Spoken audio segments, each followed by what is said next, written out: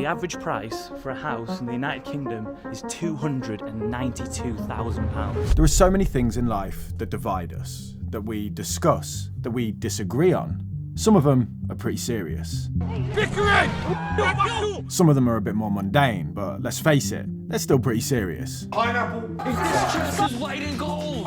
They can't say it! God! Not everyone who can make a good cup of tea. Milk him first! Socks on Crocs, socks in bed, socks during. And now they fence. It gets heated in a debate if a Jaffa is a cake or the best song in Billy Joel's discography. Yeah, well, I told him he should put out less out. But nothing, and I mean nothing, gets people going like the prices of property. My house is worth $2 million!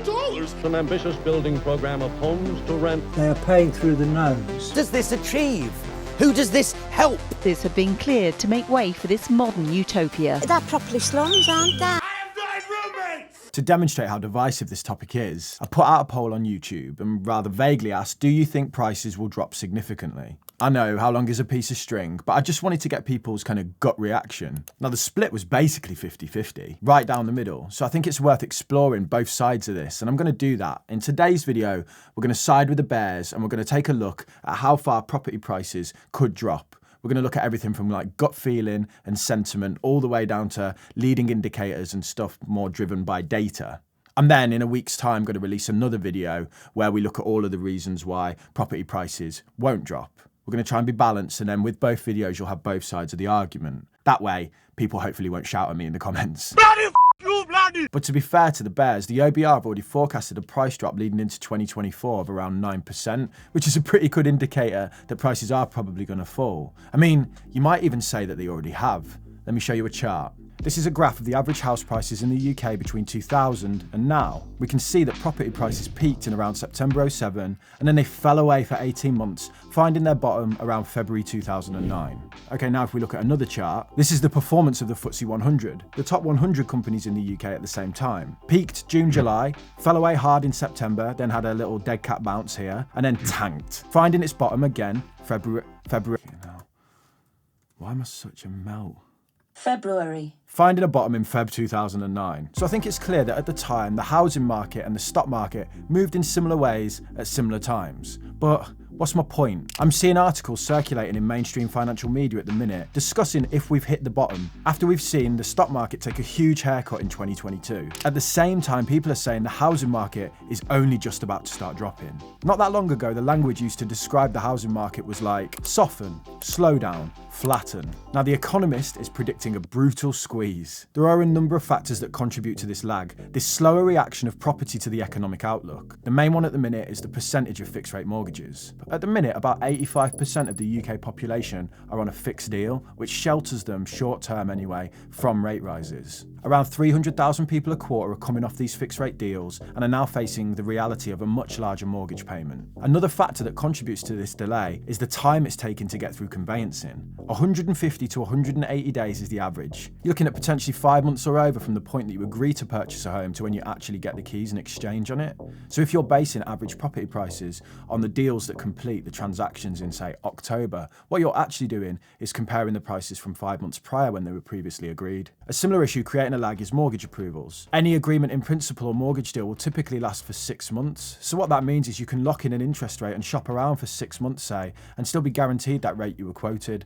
Obviously, rates have moved a lot in 6 months, but there's still people that agreed deals in the past, and that impacts their affordability. So the point I'm trying to make is in this market, due to those factors, and considering that we have loads of data nowadays examining every movement in property prices, we still need to recognise before diving into this that housing markets are complicated, and the factors that led to a crash, say in 07-08, might not be relevant today because of different market dynamics. Just bear that in mind as we go through this, as I'm about to present a load of data that will give weight to the idea that prices will fall. We could easily sit here right now and present the flip side of the argument with a bit of vigour and some conviction and present a convincing argument that property prices aren't going to fall. And we'll look to do that in a week's time, as I said, to be balanced. But as you can tell from my caveats and all my positioning ahead of this video, predicting property prices is next to impossible, but we're going to give it a go anyway. But before I do that, let me tell you about today's video sponsor, NordVPN. I'm just going to get the cat because he hasn't been in the last few videos, and I've had people in my comments going, oh my God, you've sold him, haven't you? You got rid of Cobweb because of the cost of living crisis. So yeah, I'm going to show you I haven't abandoned my cat, and I'm going to go get him now. So I know you know by now that NordVPN is a world-class VPN service that helps protect you while you're browsing online. But it's the additional services they now offer that have changed the game, in my opinion. Taking this from something that you use to access American Netflix or hide your search history when you're doing solo socky time, to a service that provides loads of benefits. They have threat protection, malware blocker, ad blocker. So if you download something off the internet, it gets scanned for viruses and you won't get all those horrible pop-up ads from shady sites. This guy loves it whenever he's browsing the worldwide cobweb. So check out NordVPN using either the link in the description or the pinned comment for a massive discount on their services. They're currently offering 4 free months on their 2-year deal if you sign up through the link. Or just search www.nordvpn.com/Damien Talks Money. Thank you, Nord, for sponsoring the video. And thank you, as always, Cobweb, for proving to everyone that I've not sold you because of the cost of living crisis. You're the last thing to go, aren't you, mate? So how far will prices fall? I hope by now we've all established that I don't know what the hell is going on. And I'm never going to sit here and pretend that I do. But what I can do is look at the opinions and thoughts of experts that do claim to know what they're going on about with this topic. Let's start with the COVID bubble debate. When the pandemic set in and global banks piled in to rescue their alien economies through massive amounts of stimulus, asset prices globally shot up. Gone. And stocks go up. Stocks went flying as all this extra cash found its way into the system and into the value of companies. Since the party ended and we've seen a tightening of stimulus, a lot of the stocks have come crashing back down. Did I miss this? I pressed the wrong button. And have wiped out any gains from over that period. It's like those couple of years just didn't exist and the stimulus caused this pandemic bubble as such, and now prices in assets are returning back to their pre-pandemic levels. Well, houses are also an asset and they experience their own forms of stimulus. You know, the capital gains tax incentives that were placed here in the UK, and even just the fact that people were at home wanting to move house and they were saving loads more money, a lot of people. You might say then it's logical that house prices might return to their pre-pandemic levels. Interestingly, coming back to the data with the land registry, we can see that house prices were already trading sideways leading up to the pandemic. There was already talk about the housing market slowing down, then COVID hit and it all just went nuts. Part of the so-called race for space. If the current average price of a home in the UK at the minute is £291,000 and we return to that pre-pandemic, pre-stimulus level of around £231,000, we're looking at roughly a 21% decrease in the value of homes. We will have a conversation at the end on how to deal with a price drop like that if you're a homeowner or a first-time buyer. But let's just move on to the next pricing strategy. Let's call this past performance. So as interest rates rise and people can afford less house for their money on a monthly basis, we can expect property prices to fall to meet that new level of affordability. It would then be simple logic to say, okay, well, let's go back to a time when interest rates were last at the levels that we're forecasting and see what that did to prices. Obviously, this isn't perfect because you need to factor in, real wages and disposable income and how that's changed over time, rates of inflation, things like this. But it's just, a rough measure. The Bank of England base rate is forecasted to hit 5.2% in the fourth quarter of 2023. Looking at historical rates, we can see that the last time we were at those levels was the 7th of February 2008, literally right before the last crash. The average price then was £184,185. That's a 37% decline from where we are now. That's a ridiculously big number. I honestly don't think we'll get to that level. But there are people out there who fear the worst, and this is the kind of number they spout, and they do have some merit to their argument. So the 2008 crash was one of the worst on record. Now, while it was bad, it could have been so much worse. Central banks jumped in, they dropped interest rates and started quantitative easing to stimulate the market, catching the housing market essentially as it was falling. The argument is we do not have those options available to us now. Reducing interest rates and pumping money into the system is inflationary in its nature. Now, in Jeremy Hunt's recent autumn statement / autumn budget, there was a clause buried within the document that people have got all up in arms about because they think it's implying that they're going to support the mortgage market. I'm just going to leave the paragraph in question on screen for you now so you can pause it and read it if you want. But my interpretation of this is they will pay the interest component on mortgages for those who are struggling, who are on universal credit. I'm just not sure that's enough people to hold up the whole of the UK housing market personally. As I've said, I think a 37% decline is unlikely. I think there's loads of buyers, both first-time buyers, domestic and international buyers that would jump into the UK market before it hit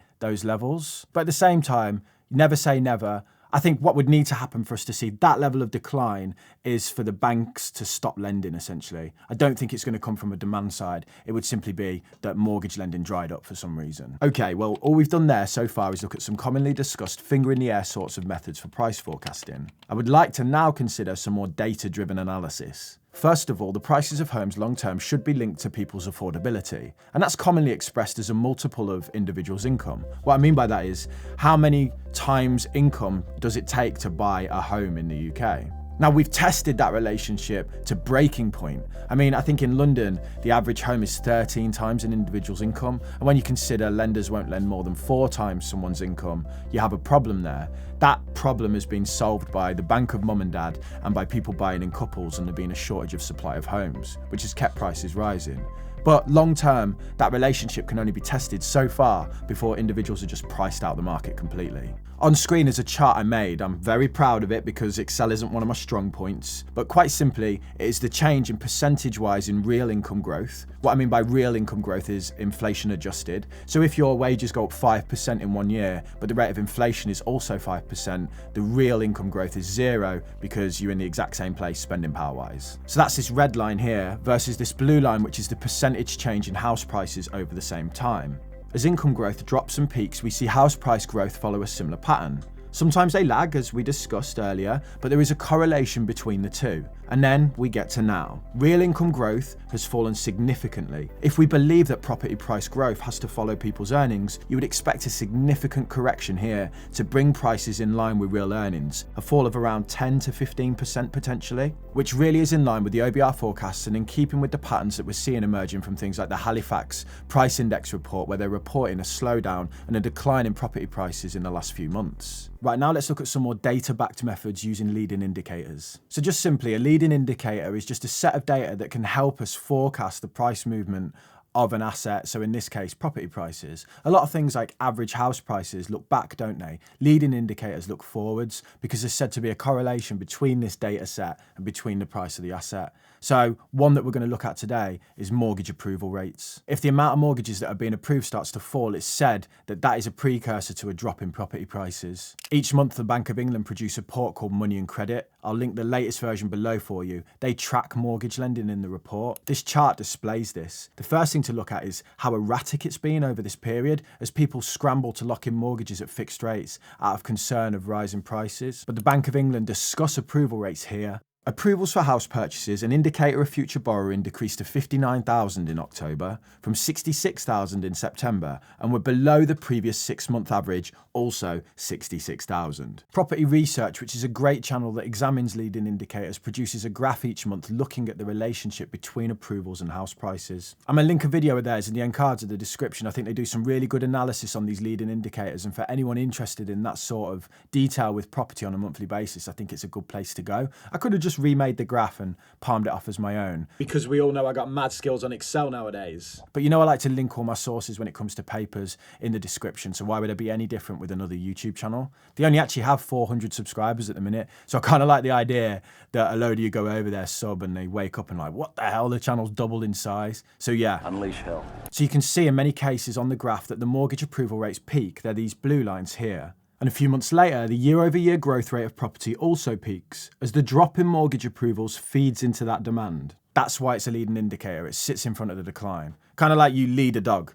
as an awful example. Now look at the end here. Approvals have fallen away, but year-over-year growth in property prices is yet to match that sort of decline. You would expect prices to fall away significantly to come in line with the fall in volume of approvals. Now, one thing that could be saving the market and explain why we haven't seen that drop off yet is a lack of supply. If loads of homeowners are sat back going, I'm not going to sell my house at the minute, it's a rubbish time, we see a drop in supply, and although we've also seen a drop in demand through mortgage approvals, the supply-demand relationship could remain the same and thus prices remain the same. It's important when you look at a data set like this, especially a leading indicator, to consider all factors and not just make an assumption based off one correlation on a chart. That's why when I'm doing this sort of thing, I always like to go and look at what the professionals are saying. That leads me to this paper here, produced by RICS, or the Royal Institute of Chartered Surveyors. They produce it every month and it looks at the housing market. The latest version makes for pretty bleak reading. The latest RICS UK residential survey results point to further deterioration in market conditions over the month, with the fall in buyer demand and agreed sales gathering pace. On the back of this, house price growth has now ground to a halt on a national level. There's also this really interesting chart here as well that I want you to look at, just to give you some context on how they compile this. They ask all of the RICS members in different regions of the UK if they think prices are going up or down, and they take that as a score. So if they were to ask 100 people,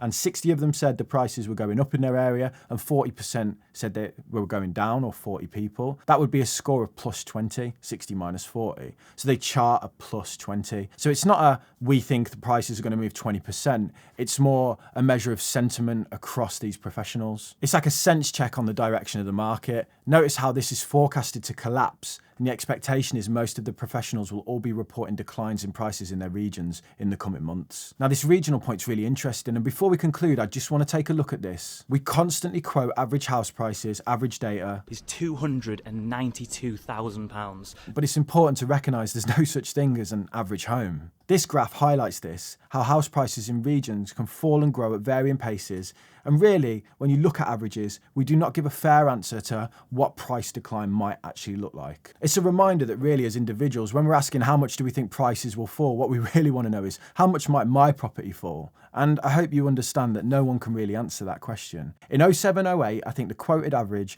was that house prices nationally fell 20%. In certain areas of the country, they fell 50%. I bet those people feel pretty miffed every time they hear someone going, oh, the average price drop was 20%. I think the better question that we all need to ask ourselves is, can I afford the home? For first-time buyers, don't see your first purchase of a home as an investment, see it as a home, and that framing changes how you look at things. I mean, how many people must forget that they pay rent on a monthly basis while waiting for property prices to drop 10%, and if they worked out the saving in rent versus equity would actually be better off. And then for people who already live in a home, it's just all about making sure that you can maintain the mortgage payments at today's rates and at higher interest rates. Just stress test it at higher rates, and if you're worried, start saving what you can to build up a cash buffer to help you if your rates go up. Those people hit hardest by previous crashes were those who were forced to sell because they could not afford their mortgages. The greedy boom appears to be behind us, and we're clearly entering a period of fear and poor sentiment that's likely to drive prices down. By how much? These estimates seem to put it between 10 and 30%, with the worst case scenario, some people saying 45%, but it's all just guesses at the end of the day. So let's just take a step back and remember that these ups and downs are normal. As we can see on this long-term property price graph where I put an arrow pointing to every significant decline over the time periods, property moves in cycles just like the stock market does. So even though the property market feels like it's on fire at the minute, just try and remember, we didn't start the fire, it was always burning since the world's been turning. That's the best Billy Joel song. A Jaffa is a cake because it goes hard when stale and biscuits go soft. And speaking of going soft, I mean, what you do in the bedroom is up to you, but considering the price of heating bills nowadays, I could certainly see how you could justify putting socks on in the sack. Anyway, that's all the loose ends tied up, I hope. Oh yeah, here's the video from that other channel, and I'll see you next time. Okay, have a nice day.